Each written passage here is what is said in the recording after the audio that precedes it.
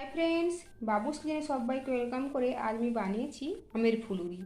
এই আমের ফুলুরি খেতে বেশ সুস্বাদু হয়। যদি কখনো আগে না বানিয়ে থাকেন অবশ্যই একবার ট্রাই করে দেখবেন, খুব ভালোই লাগে। আর আমার এই ভিডিওটি লাস্ট পর্যন্ত দেখার জন্য অনুরোধ রইল। তা চলুন দেখা যাক আমি কীভাবে বানিয়েছি এই আমের ফুলুরি বা আমের বড়া। আমের বড়া বা আমের ফুলুরি বানানোর জন্য আমি এখানে দুটো মিডিয়াম সাইজের আম নিয়ে নিয়েছি। খোসা থেকে চামচ দিয়ে পাল্পটাকে আলাদা করে নিয়েছি। এখন এই আমের পাল্পটাকে একটা মিক্সিং ব্লেন্ডারের মধ্যে নিয়ে নেব।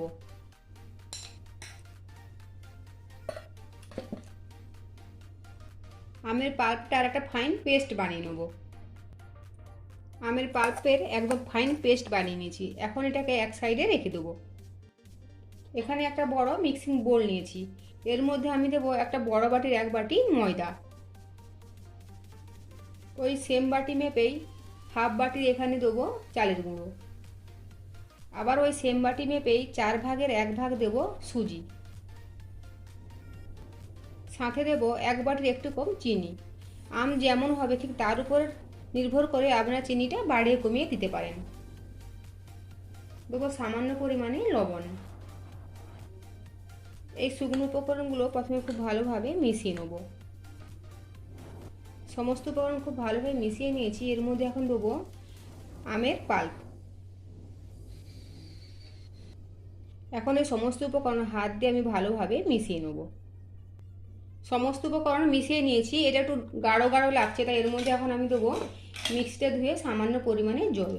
আপনারা জলের পরিবর্তে এর মধ্যে আমের পাল্পও দিতে পারেন। আবারও সব কিছু মিশিয়ে নেব। জল দিয়ে ব্যাটারটা আমি ঠিকঠাক করে বানিয়ে নিয়েছি। এখন 20 মিনিট রেস্টে রেখে দেবো। এর ফলে চিনিটাও খুব ভালোভাবে গলে যাবে, সাথে সাথে সুজিটাও ভালোভাবে সেট হয়ে যাবে। 20 মিনিট পরে ফিরে এসেছি। দেখুন ব্যাটারটা খুব সুন্দরভাবে সেট হয়ে গিয়েছে আর সাথে সাথে চিনিটাও গলে গিয়েছে। এখন এটাকে 2 থেকে 3 মিনিট সময় নিয়ে একটু ডেবে নেব। প্রায় 2 মিনিট সময় নিয়ে এটাকে আমি ফেটিয়ে নিয়েছি। আমের বড়া বানানোর জন্য এই ব্যাটারের ঘনত্ব একদম পারফেক্ট হয়েছে। এখন যাব নেক্সট প্রসেসে। গ্যাসের ফ্লেম হাই রেখে তেল গরম করে নিয়েছি। এটা আমি সাদা তেল দিয়েছি। এখন গ্যাসের ফ্লেম লো টু মিডিয়ামে করে দেবো। গরম তেলের মধ্যে ছেড়ে দেবো ব্যাটারটা ফুলুরির আকারে, ঠিক যেভাবে আমরা তালের ফুলুরি বানাই ঠিক সেভাবে।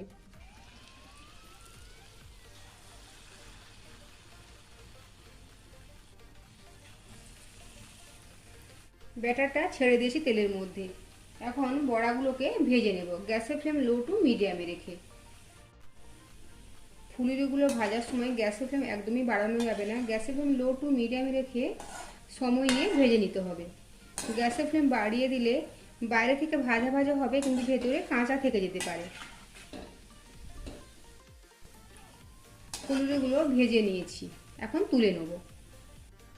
আবারও তেলের মধ্যে ছেড়ে দেব বড়াগুলো। এভাবে বাকি ব্যাটারটা থেকে এক একটা ব্যাচে ফুলুরিগুলো বা বড়াগুলো ভেজে নেব। তৈরি হয়ে গেল আমের ফুলুরি বা আমের বড়া। রেসিপিটি অবশ্যই ট্রাই করে দেখবেন, আশা করি ভালোই লাগবে। আর যদি ভালো লেগে থাকে লাইক, শেয়ার, কমেন্ট, সাবস্ক্রাইব করতে ভুলবেন না।